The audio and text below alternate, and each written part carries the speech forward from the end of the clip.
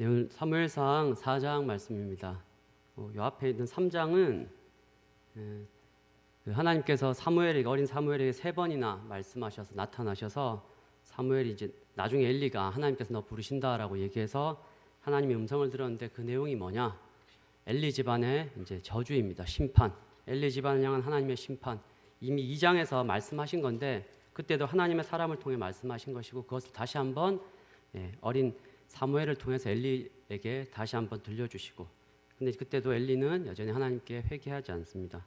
그러고 나서 우리 3장 후반부에 보면 19절 이후부터 사무엘이 자라서 이제는 하나님께서 사무엘에게 나타나셔서 모든 사람들이 20절에 보시면 사무엘이 여호와의 선지자로 세우심을 입은 줄 알았습니다. 그래서 21절에 하나님께서 이제 자신의 말씀을 사무엘에게 나타나셔서 모든 백성들에게 자신의 말씀을 알리신다. 그래서 오늘 4장 1절에 보시면 사무엘의 말이 온 이스라엘에 전파되니라. 이 사무엘의 말은 그 앞에 있는 21절, 3장 21절 보면 결국 하나님의 말씀입니다. 하나님께서 이제는 사무엘을 통해서 온 이스라엘에 하나님의 말씀을 전파하고 계십니다. 여기까지만 딱 읽으면 뭔가 좀 긍정적인 좋은 일이 일어날 것 같은데 이제 1장 이제 4장 1절 이후부터 해서 그 말씀 이후부터 보면 갑자기 뜬금없는 전쟁이 일어나고 있습니다. 이스라엘하고 블레셋 간에 전쟁이 일어나고 있습니다. 왜 일어났는지 어떤 정황인지 성경에서는 정확한 정보를 주고 있지 않습니다. 이스라엘이 에베네셀에 진을 쳤고 블레셋이 아벡에 진을 쳤는데 자세한 전쟁에 대한 얘기가 없고 결국 싸웠는데 어떻게 됐느냐? 이스라엘이 져서 4,000명이 죽었다.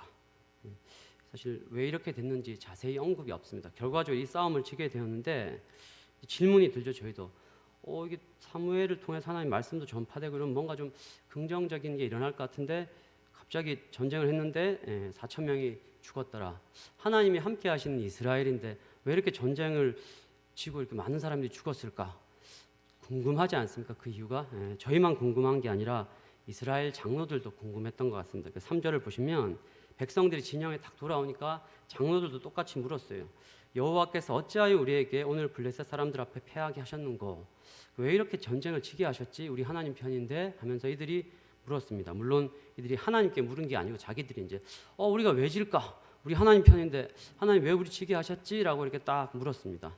우리는 이제 이유를 좀 알고 있죠. 쭉 사무엘상 내용을 볼 때 이들이 이제 범죄했기 때문에 지도자인 엘리부터 시작해서 이스라엘 백성들이 하나님께 범죄하기 때문에 하나님께서 지게 하셨다라는 것을 알고 있는데 이들은 이제 이것에 대해서 어떤 결론을 내리느냐 하면 3절에 보시면 언약궤가 없어서 졌구나. 하나님이 언약궤가 딱 있으면 이기는데 언약궤가 없어서 졌네. 이걸 생각 못했네 하면서 이 장로라는 분들이 언약궤를 가져왔어야 했는데 이걸 깜빡했구나 하면서 이 사람들이 언약궤 가져오면 하나님께서 우리와 함께 하시면 이길 거다. 우와, 이거 이길 거다. 근데 이들이 이렇게 냈던 이 아이디어, 이것에 대해서 나중에 저기 5절에 가보시면 이 여호와의 언약궤가 진영이 들어올 때 온 백성이 큰 소리로 외치고 환호하는 걸 볼 때 백성들도 이거 굉장히 기대하고 있는 원하는 답변인 것 같습니다. 이들이 이런 아이디어를 냈으니까 결국 하나님께 묻지도 않고 자기들 생각대로 이게 솔루션이다 라고 생각했는데 이건 백성들도 다 좋아할 만한 그런 솔루션이었습니다. 이들은 하나님께 좀 겸손하게 이런 일이 생겼을 때 묻지도 않고 그냥 여호와의 언약궤를 가지고 뭔가 하나님을 이용하기 위해서 전쟁에 이기려고 이렇게 하고 있습니다. 3절에 한번 보시면 3절에 우리라는 표현이 몇 번이나 나올까요? 한번 찾아볼까요? 우리. 제가 미리 세어봤습니다. 우리가 굉장히 많이 나옵니다. 3절에 보면 우리 한 5번 정도 나오고 있습니다. 보통 많이 나오는 건 이제 강조하고 있지 않습니까? 하나님이 5번 나오는 게 아니고 우리가 5번이 나오고 있어요. 이게 무슨 말입니까? 우리를 굉장히 강조하고 있는데 이 사람들은 자기 자신 우리를 위해서 하나님의 궤를 도구로 사용하겠다는 뜻이 강하게 드러나는 거죠. 하나님이 중요한 게 아니고 우리를 위해서 하나님의 궤를 이렇게 사용하겠다. 이들은 백성들이 기뻐하는 대로 자기 자신들을 위해서 하나님의 궤이든 뭐이든 간에 자기들을 위해서 이런 것들을 이용하겠다라는 이들의 이제 불순한 의도 이게 잘 드러나고 있습니다. 사실 1차 전투에서 패해서 4,000명이 죽었지 않습니까? 그러면 우리가 그 여호수아서에 보면 이제 우리 아이성 전투에서 패했을 때 그때 그들은 이제 막 옷을 찢고 죄를 뒤집어쓰고 하나님께 왜 졌습니까? 라고 이제 하나님께 물어서 뜻을 구해야 되는데 이들은 장로들은 전혀 하나님의 뜻을 묻지도 않습니다. 아니면 그 앞서 제가 이제 아까 사무엘 말씀을 이제 3장 후반절부터 얘기했는데 이미 3장 21절에도 보면 하나님의 여호와의 말씀으로 사무엘에게 자기를 나타내시니라. 백성들도 이미 하나님의 뜻이 사무엘을 통해서 나온다는 걸 다 알고 있다고 이렇게 기록되어 있어요. 그럼 장로들이 이걸 모르지 않았겠죠. 더 잘 알았어요. 이 사람들이 아니면 자기들이 직접 묻던지 아니면 사무엘에 찾아가 물었어야 되는데 그런 일들이 전혀 없습니다. 이들은 그냥 자기들의 생각 또 백성들이 기뻐할 만한 그런 방식으로 인간적인 생각으로 이런 결정을 한 것입니다. 그래서 이제 이후에 보시면 결국 백성이 4절에 실로에서 사람을 보내서 언약궤를 가지고 옵니다. 그 언약궤를 가지고 올 때 이제 엘리의 두 아들 홈리와 비느하스도 함께 거기 있습니다. 그래서 이제 언약궤를 가지고 왔더니 어떻게 됐는가? 5절에 보시면 언약궤가 진영에 들어올 때 온 이스라엘이 외침에 큰 소리로 외침에 땅이 울린지라. 백성들이 얼마나 기뻐하고 얼마나 이걸 환영했으면 크게 외쳤으면 땅이 울린다고 이렇게 표현하고 있을까요? 이들은 아마 이 언약궤가 왔다. 이것을 하나님께서 우리가 함께 하시기 때문에 이제 우리 전쟁 이겼다. 와, 이제 전쟁의 승리를 확신하면서 아주 기세가 등등해진 것 같습니다. 아마도 저희 아는 그 여호수아 6장이죠. 여리고성 돌 때 언약궤를 앞세우면서 그들이 여리고성을 계속 돌다가 마지막에 크게 환호성을 외쳤을 때 여리고성이 무너져서 이겼던 것처럼 아마 그들이 그런 기대들을 하고 하나님의 언약궤가 왔을 때 마치 자기들이 승리할 것처럼 난리가 나고 아주 크게 환영하고 있습니다. 이런 이들의 모습을 보면 되게 재미있습니다. 어떤 부분이 재미있냐면 평소에 이전에 사실 이스라엘 백성들, 이스라엘 사람들이 하나님의 언약궤 거들떠 보지도 않았어요. 어디 있는지도 모르고 관심도 없었어요. 이전에는 하나님을 찾지도 않다가 자기들이 이렇게 막 이런 일들 당해가지고 어려우니까 그때 언약궤 오니까 마치 이 사람들이 굉장히 신앙이 좋아서 늘 하나님으로 인해 기뻐하고 찬양하는 사람들처럼 큰 소리를 외치고 하나님 찾고 환호성을 지르고 있다는 굉장히 이중적인 모습, 되게 재미있는 모습을 보여주고 있습니다. 거기에 질세라 우리 블레셋 사람들도 또 되게 재미있는 모습을 보여주고 있습니다. 성경을 보시면 이들이 막 기세에 등등해져서 외치고 있을 때 6절부터 보시면 이제 블레셋 사람들도 이스라엘 진영에서 왜 이렇게 큰 소리가 날까 하다 보니까 이 언약궤가 진영에 들어왔구나. 큰일 났다 해서 7절에 보시면 블레셋 사람들이 두려워하여. 원래 이 사람들이 4,000명 죽이면서 이겼지 않습니까? 근데 갑자기 이스라엘 백성들이 막 소리 지르고 언약궤가 온 걸 아니까 이들이 이제 굉장히 두려워졌습니다. 그래서 7절에 보시면 신이 진영에 이르렀다. 이스라엘 신이 이제 진영에 왔다. 이제 우리 큰일 났다. 우리에게 화로다. 전날에 이런 일이 없었도다. 그래서 8절 보시면 또다시 우리에게 화로다. 이제 우리 망했다 이겁니다. 우리 큰일 났다. 어떻게 하지? 누가 우리를 이 능한 신들의 손에서 건지리요. 그들은 광야에서 여러 가지 재앙으로 애굽인을 친 신들이냐. 블레셋 사람들 어떻게 이렇게 하나님이 이렇게 두렵고 크신 분인지 잘 알고 있을까요? 이 사람이 성경 공부한 것도 아닌데. 하여튼 이들이 잘 알고 있어요. 하나님이 이렇게 두려우신 분이라는 것을 이들이 고백하고 있고 결국 이들이 이 두려움 가운데 휩싸였다는 겁니다. 사실 8절까지만 딱 보고 저희가 뒤를 보지 않고 이 내용을 모른다 그러면 어떤 기대가 생기느냐 하면 이스라엘 백성들은 지금 막 사기가 하늘을 찌를 듯하고 이제 블레셋 사람들은 괴가 들어와가지고 이 사람들이 또 하필 이런 걸 또 기억을 해가지고 애굽을 다 쳐서 애굽에 엄청난 재앙을 내려서 그들을 초토화시킨 두려운 하나님이다. 이런 얘기들이 퍼지면 어떻게 되겠습니까? 사기가 그냥 땅에 가라앉으니까 두려워가지고 요때 만약에 이스라엘이 우리가 생각할 때 예상하기로 이스라엘이 막 쳐들어가면 마치 이스라엘이 대승을 거두고 블레셋이 다 전멸할 것 같은 우리는 약간 그런 기대를 하게 하는데 사실 성경 기자도 우리가 그런 기대, 우리가 그런 착각하도록 이렇게 잘 기록하고 있어요. 근데 되게 재밌게도 9절을 딱 보시면 아주 엉뚱하게도 아주 뜬금없게도 갑자기 또 이게 분위기가 확 반전돼서 너희 블레셋 사람들아 강하게 되며 대장부가 되라. 블레셋 누가 이런 말을 했는지 모르겠습니다. 아까 7, 8절 얘기하던 장소가 이렇게 얘기한 건 아닌 것 같고 또 다른 뭔가 누군가 나타나서 이런 분위기에서 너희 블레셋 사람들아 강하게 되며 대장부가 되라. 그리고 히브리 사람의 종이 되니까 우리가 히브리 사람의 예전에 히브리 사람들 우리 종된 것처럼 우리가 걔네들 종 되지 말자. 결국 우리가 대장부처럼 우리 힘써 싸우자. 지지 말자.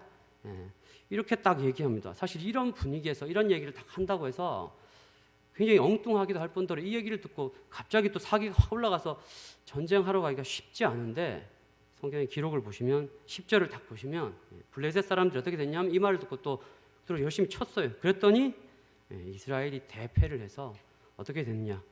보병이 엎드러진 자가 3만 명. 결국 엄청난 숫자가 다 죽고 블레셋이 이기게 됐고 11절에 하나님의 괴는 빼앗겼고 엘리의 두 아들도 죽게 되었다. 사실 8절까지의 흐름을 보면 와 이럴 것 같은데 굉장히 엉뚱한 9절에 이런 말이 딱 나오더니 10절을 보면 결과가 완전 우리가 기대하는 것과 정반대, 되게 엉뚱해 보이는, 사실 이런 일들을 볼 때 이제 여기 하나님의 섭리를 우리가 좀 몇 가지 좀 살펴볼 수 있는데, 첫째는 이제 이런 7절, 8절에 이런 내용들, 이런 내용의 글들이 없이 그냥 우리가 언약궤가 왔는데 블레셋이 이겼다, 요것만 딱 기록돼 있었다면 그냥 우리가 생각할 때 원래도 4천 명 블레셋이 이겨서 4천 명 죽였으니까 뭐 하나님 언약궤가 왔는데 이 사람들이 여전히 기세가 등등해서 밀리지 않고 싸워서 혹시 이겼나라고 이제 약간 그렇게 생각할 수 있는데, 사실 이런 분위기상 이스라엘은 기세가 막 등등하고 블레셋은 이미 막 사기가 다 떨어졌는데 이런 상황에서 전쟁했는데 이들이 이렇게 크게 이긴다, 굉장히 엉뚱해 보이고 이게 상식적으로 이게 우리가 생각해 볼 때 아이러니 같은데 이게 결국 이제 하나님의 섭리죠. 구절과 같은 이런 얘기하는 사람이 나왔다는 것도 그렇고, 이 말을 듣고 사람들이 또 막 기세등등하게 용감하게 가서 싸워서 이렇게 크게 이겼다는 게 결국 이건 이제 하나님의 섭리, 하나님께서 일하셨기 때문에 있다는 걸 보여주고요.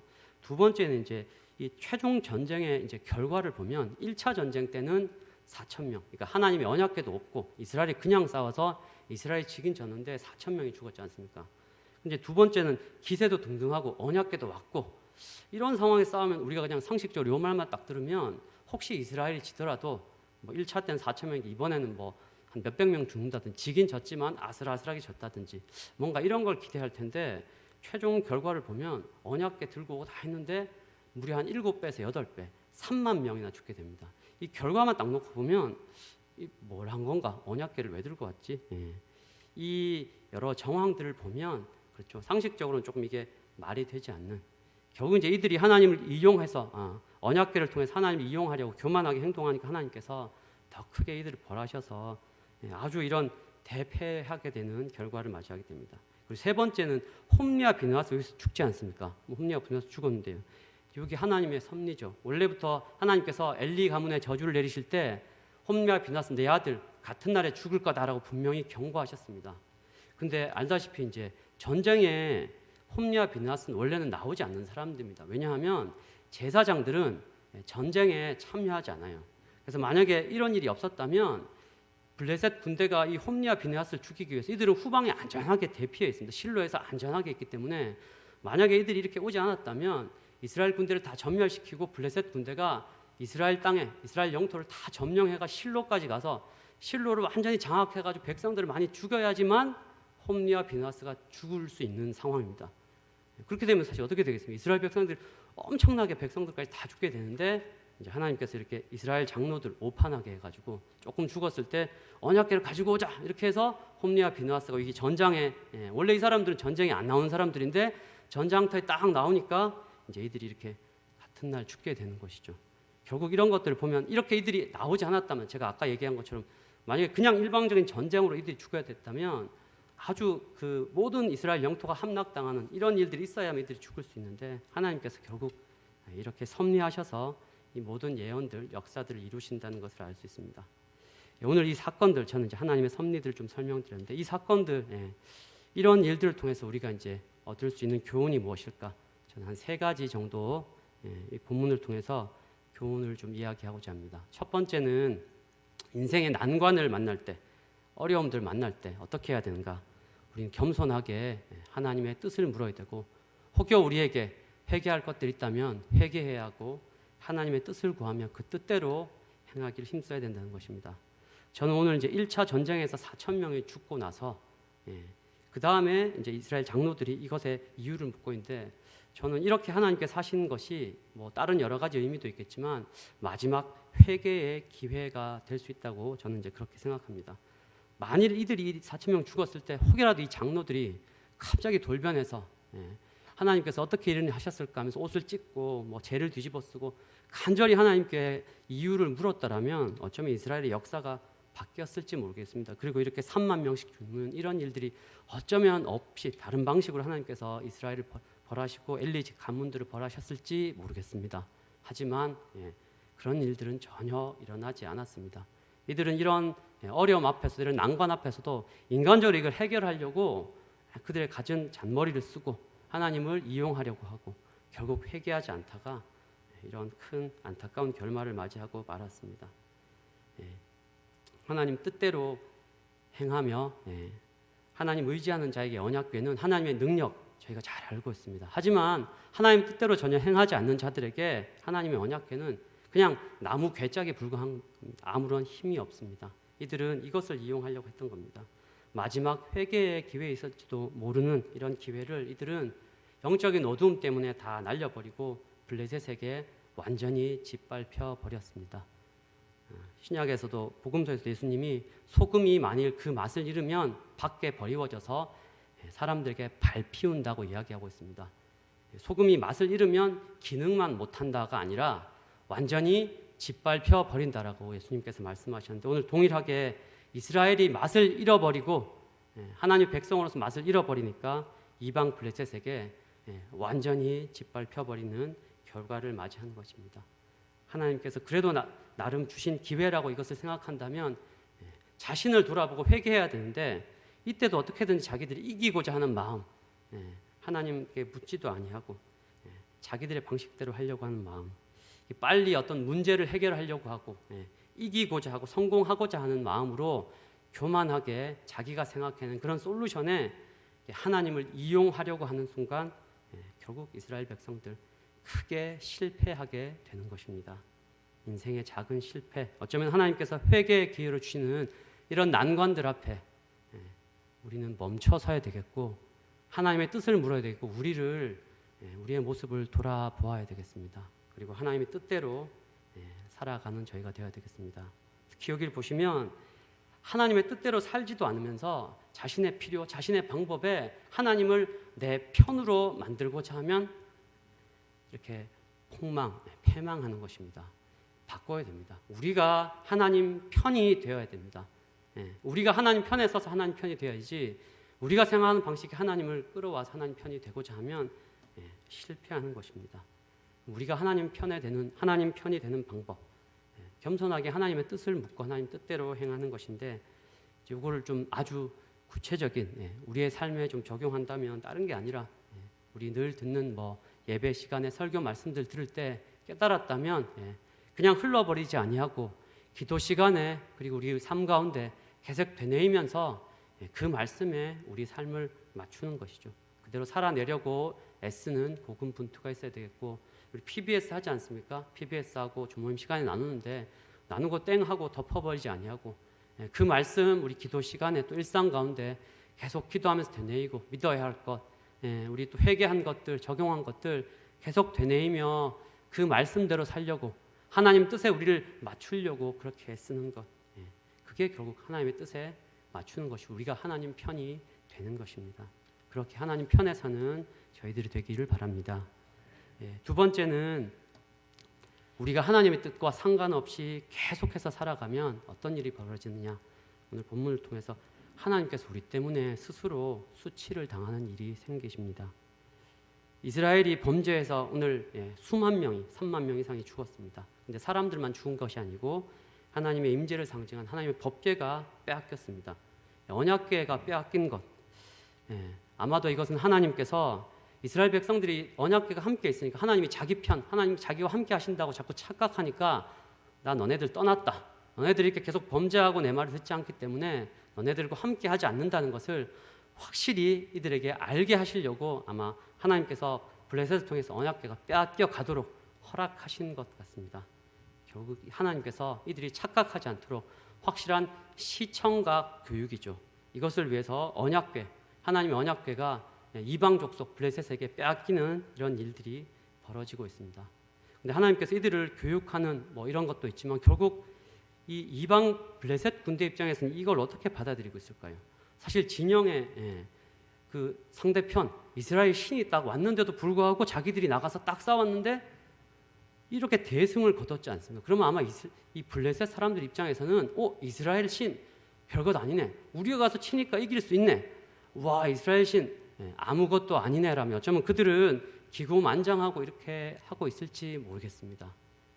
이스라엘 백성들이 범죄한 이스라엘로 인해서 언약궤가 빼앗겨서 하나님께서 이 이방 민족들에게 스스로 수치를 당하고 계시는 상황이 벌어지고 있는 것입니다. 이것은 하나님이 살아계시지 않아서도 아니고 하나님이 힘이 없어서도 아니고 이스라엘 백성들 이들이 범죄하고 하나님의 뜻대로 계속해서 살지 않기 때문에 하나님께서 이런 방법을 통해서라도 이들에게 경고하시기 위해서 스스로 수치를 당하고 계신 것입니다. 이런 모습들을 보면 마치 신약에서 예수님께서 하나님과 동일하신 예수님께서 범죄한 우리들 때문에 스스로 수치와 모욕을 당하시고 힘없이 십자가의 형벌을 당하신 그런 모습과 아주 유사한 모양입니다. 범죄한 우리들 때문에 예수님께서 스스로 수치와 모욕을 당하신 하나님의 뜻을 드러내고자 하나님께서 스스로 그런 선택을 하신 것입니다. 하나님 뜻대로 행하지 않는 개인들, 하나님 뜻대로 행하지 않는 공동체, 그들을 통해서는 하나님께서 아무리 능력이 크셔도 하나님의 능력을 드러내실 수 없고 그들에게 경고하기 위해서 하나님께서 이렇게 되실 이유가 전혀 없지만 하나님께서 스스로 수치를 당하는 방식을 택하고 있다는 것입니다. 우리가 하나님 뜻과 상관없이 우리가 원하는 대로 계속 살아가면서도 여전히 하나님은 그래도 내 편일 거라고 착각하고 교만하게 살면 이스라엘 백성들처럼 우리만 망하는 것이 아니라 이런 우리들 때문에 하나님께서 세상에서 수치를 당하게 되시면 생각할 때 우리가 두려운 마음으로 살아가야 될 것 같습니다. 범죄한 우리를 위해서 예수님께서 이미 십자가의 모욕과 수치를 당하셔서 우리를 구원해 주셨습니다. 그럼에도 불구하고 우리가 그 구원의 은혜를 생각하지 않고 여전히 욕심대로 행하며 하나님께서 우리를 부르신 선하신 뜻을 저버린다면 우리는 예수님께서 영광의 십자가를 그 영광의 십자가를 다시금 수치스럽게 만들게 된다는 것을 명심하고 두려운 마음으로 하나님 뜻대로 살아가는 저와 여러분 되시기를 권면합니다. 세 번째 이 사건을 통해서 드릴 메시지는 어떻게 이렇게 이스라엘 백성들처럼 이렇게 안타까운 패망을 하지 않을 것인가. 그것은 이제 오늘 5절에 이들이 여호와의 궤가 진영에 왔을 때 이때까지 하나님 찾지 않다가 이제서야 막 찾고 기뻐하는데 우리는 이제 이런 모습이 아니라 평소에죠. 평소에 늘 하나님과 동행하고 평소에 늘 하나님과 교제하며 살아가는 그런 삶을 살아야 할 것 같습니다. 평소에 이스라엘 백성들 전혀 관심이 없다가 오늘 5절에 보시면 전쟁에서 지고 나니까 자기들 필요할 때 언약궤 가져와서 막 하나님으로 마치 그 전부터 늘 하나님과 함께 동행하며 늘 기뻐했던 사람들처럼 환호성을 지르고 이렇게 기뻐하고 있는데 우리는 이런 이스라엘 백성들의 모습을 본받아서는 안 되겠습니다. 우리는 평소에 지금도 늘 하나님과 동행하며 늘 하나님과 교제하며 살아가는 그런 삶을 살아야겠습니다. 우리 인생에서 제일 중요한 것이 무엇인가? 그게 하나님과 동행, 하나님과 교제입니다. 세상 일, 세상 재미, 또 이런 일 저런 일, 또 가정의 일 중요하죠. 그게 중요하지 않은 것이 아니고 그런 일들 다 중요합니다. 일도 중요하고 가족도 중요하고 무슨 일도 중요하고 우리 청년들 교제도 해야 돼, 연애도 해야 돼, 다 중요해요. 중요하지 않은 것 아닌데 그런 것들이 어느샌가 이것도 중요하고 저것도 중요하고 우선순위가 자꾸 되다 보니까 이렇게 밀리고 저렇게 밀리고 계속해서 하나님 교제가 이렇게 저렇게 계속 뒷전으로 밀리다가 어느샌가 하나님과의 교제가 전혀 없이 동행함이 전혀 없이 그런 일들이 다 그냥 우선순위에 우리의 모든 시간과 에너지를 다 차지한 채로 그렇게 점점 살아가면서도 우리가 마치 하나님이 우리 편인 양 우리가 하나님의 편인 양 생각하면서 혹시 그렇게 착각하고 살고 있다면 우리도 이스라엘 백성들처럼 이런 결과가 될 수 있다는 것입니다. 우리는 지금 우리가 어떻게 살고 있는 걸 돌아보고 하나님과 동행하는 삶을 살아야 되겠습니다. 하나님과 동행하는 삶 살고 있는지 좀 어떻게 가늠해 볼 수 있을까? 제가 조금 생각해 볼 때 하나님 말씀을 듣는 것 그리고 하나님께 기도하는 시간 또 찬송하는 것 혹은 또 찬송을 듣는 것 이런 것들이 내가 기쁜가? 이런 것들이 사모되는가? 절대적으로 많은 시간을 쓸 수 있다 없다 이런 걸 떠나서 그런 시간이 기쁘다. 여전히 나는 그런 거에 많은 시간을 못 들이지만 사모함이 있고 이런 마음이 있다. 그러면 그래도 좀 안심인데 나 그런 거 전혀 마음도 없고 그런 일들에 이미 메말라 버려가지고 그냥 교회 나왔으니까 찬양하고 혹시 우리의 마음이 이렇다라면 이미 하나님과 교제하고 있다, 동행하고 있다고 얘기하기 참 민망한 수준인 것 같습니다. 우리의 모습을 한번 돌아보시고 하나님과의 교제, 하나님과의 동행, 하나님과의 교제를 회복하는 우리가 되기를 소망합니다. 이제 계속해서 우리 12절부터 22절까지 우리 이제 엘리 집안의 멸망의 모습을 한번 살펴보겠습니다. 이제 이렇게 전쟁에 지고 난 다음에 베냐민 사람 12절에 어떤 베냐민 사람이 진영에서 이제 한 명이 달려 나와서 이 소식을 전하기 위해서 달려왔습니다. 성읍 사람들에게도 이 소식을 열심히 전하고 있습니다. 그때 13절에 한번 보시면 그가 이를 때 엘리가 어떻게 하고 있냐? 길 옆에서 자기 의자에 앉아서 이제 기다리면서 그의 마음이 하나님의 궤로 말미암아 떨릴 즈음이라. 이게 무슨 말이? 그가 아마 하나님의 궤를 이제 언약궤를 전쟁터에 갖다 놨기 때문에 이 사람이 아주 불안했던 것 같습니다. 여러 이유로 뭔가 전쟁의 결과나 혹시 아마 언약궤가 또 빼앗기지 않을까 여러 가지 어떤 불안한 마음들로 기다리고 있었던 것 같습니다. 그의 언약궤로 말미암아 떨릴 즈음이라는 말이 마음속으로 이제 하나님의 언약궤에 대해서 걱정하고 있었다라는 것인데 사실 이런 모습들을 보면 되게 안타깝죠. 이 사람이 제사장으로서 만약에 이 사람이 언약궤 때문에 언약궤를 준 것도 되게 황당하지만 이렇게 떨리고 걱정이 됐었다면 이 사람이 여기 보면 길 옆 자기 의자에 앉아 있는데 여기 있을 게 아니라 성소에 들어가서 막 하나님께 간절히 계속 중보하고 있다든지 이래야 되는데 길 옆에 앉아서 그냥 염려 걱정하면서 불안하면서 이렇게 기다리고 있다는 것입니다. 결국 이런 모습들을 보면 이 사람이 얼마나 영적으로 좀 둔해져 있는지 대제사장이 이렇게 하고 있다는 것입니다. 이제 그래서 결국 이제 사람들이 와서 이 전쟁에 이제 16절에 보면 그 사람이 엘리에게 이렇게 말하고 있습니다. 진중에서도 이제 왔는데 17절에 보면 블레셋 사람들 앞에 도망해서 큰 사륙이 있었고 당신의 두 아들도 죽었고 하나님의 궤도 빼앗겼습니다라고 이렇게 딱 얘기하니까 18절에 보시면 하나님의 궤가 빼앗겼습니다. 이 궤를 딱 말하니까 엘리가 어떻게 됐냐면 의자에서 뒤로 넘어져 목이 불어서 죽었다고 되어 있습니다. 참 제가 이렇게 보면서 아니 이 얘기를 듣다가 의자에서 어떻게 뒤로 넘어져서 여기 18절 이후에 보시면 몸이 나이가 많고 비대한 까닭이라고 했는데 사실 몸이 아주 뚱뚱하고 비대하면 의자에서 뒤로 넘어지기가 쉽지 않은 게 제가 이제 앉아가지고 이렇게 조금 이 말씀을 보면서 이렇게 툭 치면서 뒤로 어떻게 넘어가나 보니까 뒤로 넘어가기가 상당히 쉽지가 않더라고요. 그러니까 몸이 비대하고 힘들면 이게 이렇게 죽는 것도 참 더 쉽지 않은 뭐냐면 되게 어처구니가 없고 어이없는 죽음이죠. 이게 마치 이런 거 보면 뭐 조그만 접시물에 이렇게 넘어져 엎드려져서 코 박아서 죽는다는 것처럼 어떻게 이렇게 좀 어이없이 죽을까? 되게 어이없고 비참한 죽음. 그가 또 아까 얘기했던 뭐 막 성소에서 기도하다가 죽은 것도 아니고 길 옆에 자기 의자에 앉아 있다가 또 이 얘기를 듣고 불안해 덜덜 떨고 있다가 이 얘기를 듣고 또 어떻게 이렇게 뒤로 넘어가 죽기도 쉽지 않은 이렇게 죽는 겨우 이제 비참하게 결국 하나님의 예언이 이루어지지만 아주 비참하게 엘리가 이렇게 죽고 있습니다. 사실 15절의 표현도 눈이 어두워서 보지 못하더라. 물론 나이가 많아서 눈이 안 보이는 걸 이야기하기도 하는데 이 사람이 영적으로 어두워져 있다는 것을 계속 이렇게 15절의 표현도 그렇고 18절에 우리 또 아주 뭐 비대한 까닭 이런 것들도 육체적인 표현이기도 하지만 결국 엘리 제사장이 영적으로 이렇게 어두운 가운데 있었다는 것들 상징적으로 계속 보여주고 있습니다. 이렇게 엘리가 죽었는데 이제 엘리만 죽은 것이 아니라 19절 이후부터 보면 이제 그의 며느리들 그 집안이 다 죽는데 그의 며느리 비느하스 아내인데 그의 며느리도 이 소식을 듣고 시아버지하고 남편들 다 죽었다는 이 소식을 듣고 갑자기 이제 배가 아파서 해산하게 됩니다.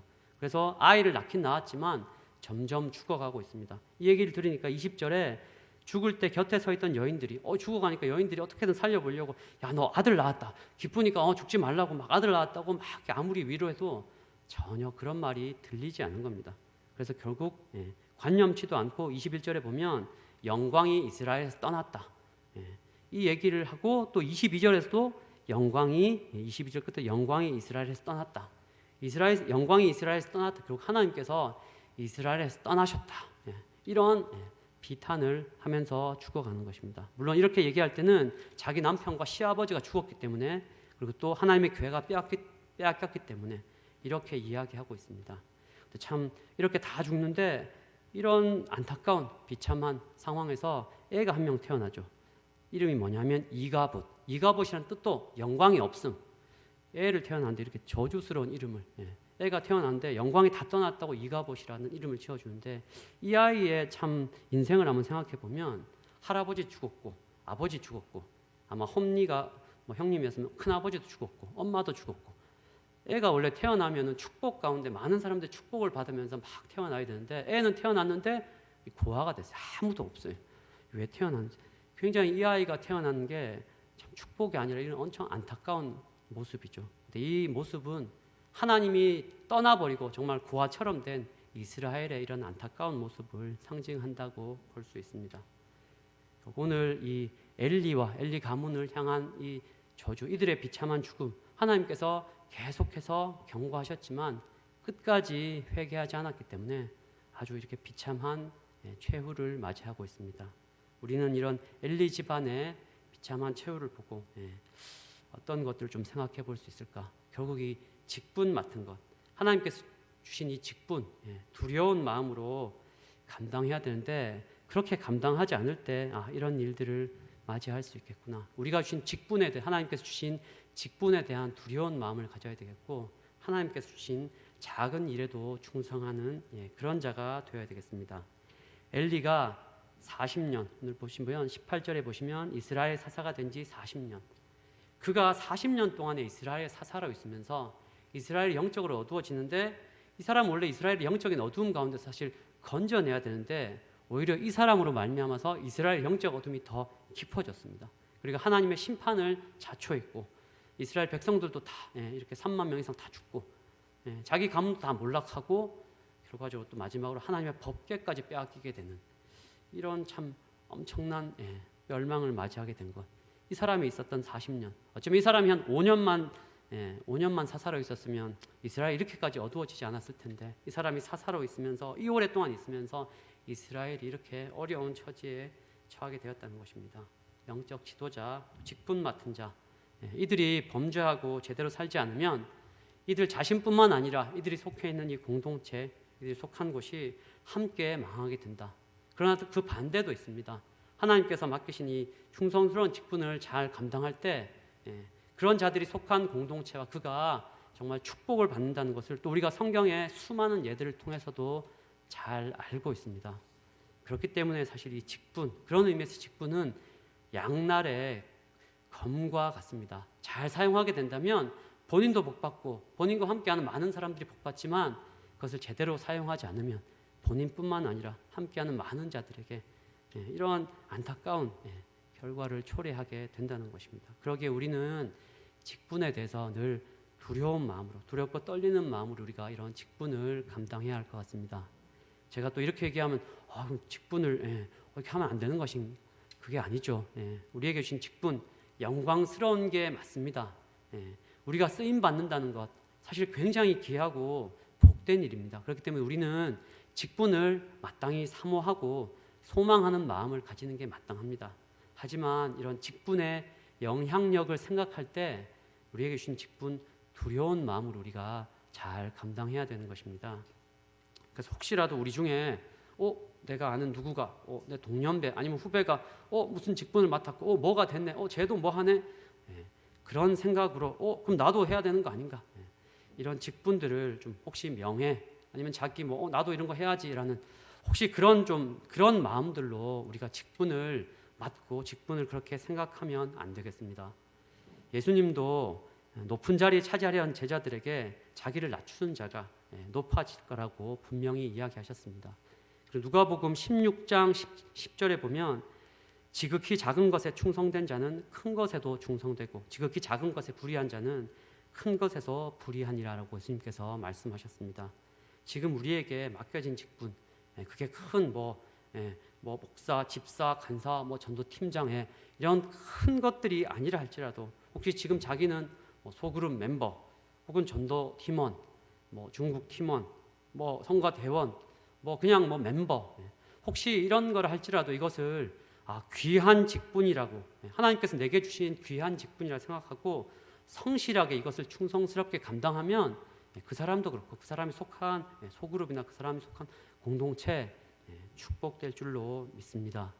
그런 자에게 하나님께서 더 큰 직분 맡기시고, 그렇게 더 큰 직분 맡을 때 그 사람이 또 충성스럽게 감당하며 그 사람도 복받고 그 사람이 속한 곳이 복받을 줄로 믿습니다.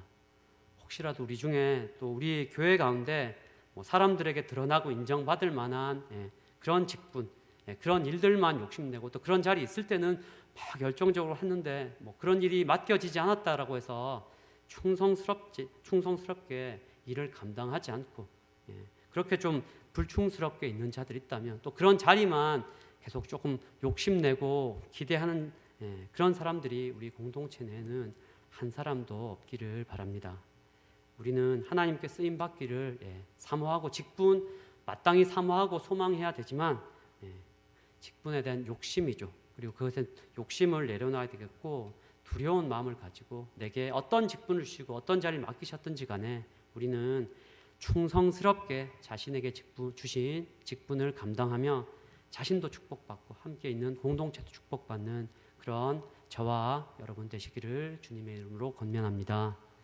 오늘 말씀을 마무리하도록 하겠습니다. 오늘 사실 저도 오늘 이 말씀을 좀 준비하면서 참 한 해가 끝나는 마지막 수요 예배인데 막 승리하고 복받고 막 축복된 말씀이 아니라 나라도 망하고 엘리 가문도 망하고 한 해가 끝났는데 이렇게 다 망했더라 이런 말씀을 전하니까 참 이거 하필 이런 말씀이 걸려가 또 이게 사장 또 우리말로 또 왜 이렇게 걸리나 하고 참 하나님 또 어쩌라고 또 좀 위로도 되고 좀 잘 풀렸습니다 이런 말씀이면 좋은데 참 또 이 말씀 있어서 저도 참 난처하기도 하고 그래도 하나님 뜻이 있겠지 참 마지막인데 또 이런 말씀이 오늘 말씀 그래도 하나님께 주신 말씀 이것을 통해서 우리에게 또 교훈하신 뜻이 있으리라 생각합니다. 오늘 말씀에서 4가지 제가 종용거리 이야기 드렸습니다. 인생의 작은 실패들 난관들을 만날 때 우리는 어떻게 해야 될 것인가 겸손하게 하나님의 뜻을 구하고 우리의 모습을 돌아보고 혹시 회개할 것이 있다면 회개하고 하나님의 뜻을 구하며 나아가야 된다는 것입니다.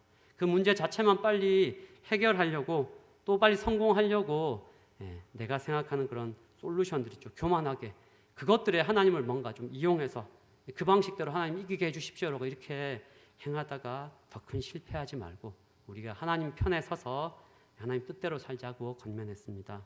두 번째로는 우리가 하나님의 뜻과 상관없이 영적으로 계속 어두움 가운데 계속해서 살아가면 하나님께서 우리 때문에 스스로 수치를 당하게 되는 일들이 있다고 말씀드렸습니다. 범죄한 우리를 위해서 이미 십자가의 모욕과 수치를 당하신 예수님의 십자가의 은혜를 생각하며 우리가 두려운 마음으로 하나님 뜻대로 살아갈 것을 권면했습니다. 세 번째, 이렇게 되지 않기 위해서 결국 우리가 어떻게 해야 될 것인가? 결국 우리는 하나님과의 동행, 하나님과의 교제를 인생에서 가장 중요한 것으로 여기고 늘 하나님과 동행하는 삶을 살아가자라고 권면했습니다. 그리고 마지막으로 하나님께 쓰임받기를 우리가 사모하고 직분을 사모해야 되지만 직분에 대한 욕심을 내려놓고 지금 자신에게 어떤 직분을 주시고 어떤 것들을 맡기셨든지 간에 충성스럽게 잘 감당해서 자신과 함께하는 공동체가 복받는 우리가 되도록 권면했습니다. 오늘 하나님께 주신 이 말씀들 생각하며 자신에게 적용되는 것들 두고 시간 한번 기도하겠습니다.